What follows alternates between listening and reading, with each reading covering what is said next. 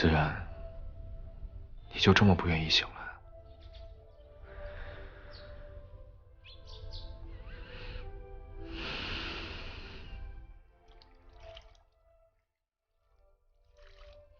最近，我总是想起10多年前第一次见到你的样子。记得那天下着大雪，整个皇宫都被冰雪覆盖。我从御书房出来，你裹着一身火红小裘，把安宁护在你的身后。你啊你，一个7、8岁的小丫头，敢在天家的皇宫里面训斥后妃无德，怕是整个大晋也找不出第2个贵女能似你这般性子。我那时就在想，皇爷爷给我找了个好媳妇儿回来。可是后来发生了太多事。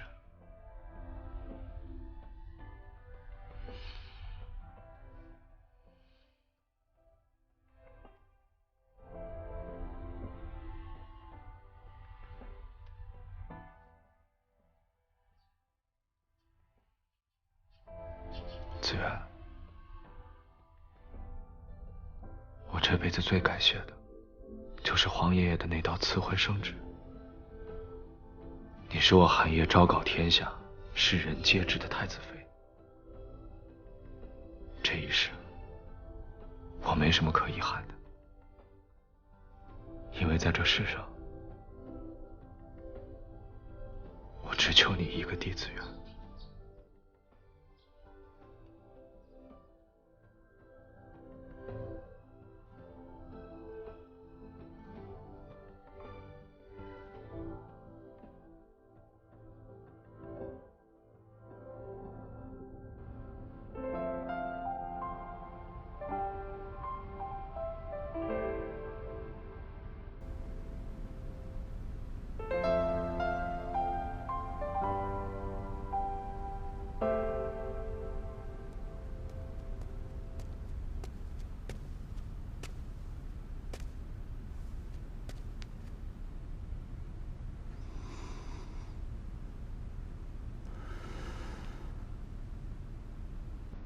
骆明熙，你我虽然性格不同，但是这些年来，我深知你比我韩爷胸中更有求和。殿下，这个时候就不用夸奖我了。你为了帝家，为子源，可以臣服朝堂10年之久，步步为营，胜算在先，你怎会轻易中计？冷北此计，算的是人心。我没有不忠的可能。你轻信的不是冷北，你轻信的是安宁。冷北算准了安宁和你都不会用子源的性命来赌，即便有被骗的可能，也会拼尽一切去维护。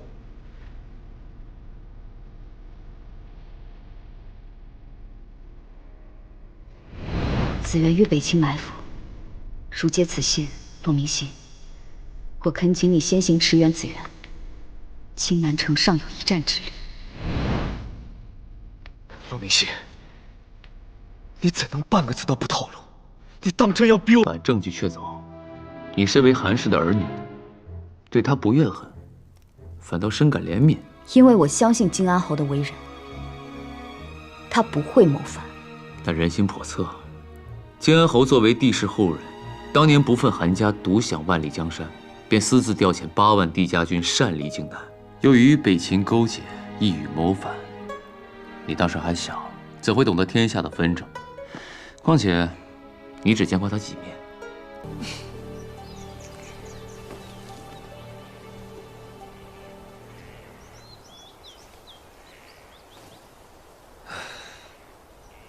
我身为储君，这半生克己复礼，鲜有能随心而活的时刻。我这辈子最开心的，就是皇爷爷的这道赐婚圣旨。不管我们帝韩两家曾经有过怎样的隔阂，我们两个人的命运早就纠缠在了一起，分不开的。巧得很，让我心动的任安乐，便是我要守护的帝子元。你可曾记得，在这苍山之上，我曾说过，你会陪我闯下大晋盛世。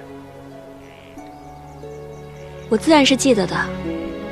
当时太子殿下可是跟我说，让我只做你的知己啊。那不算。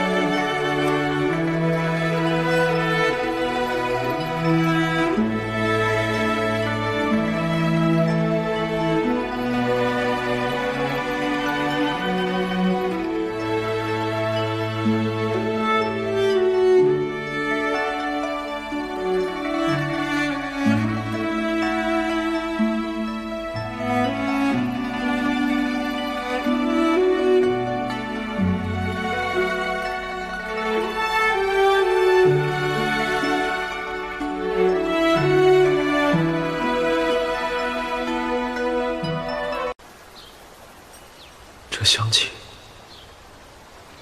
是梅花，梅花再开，物是人非。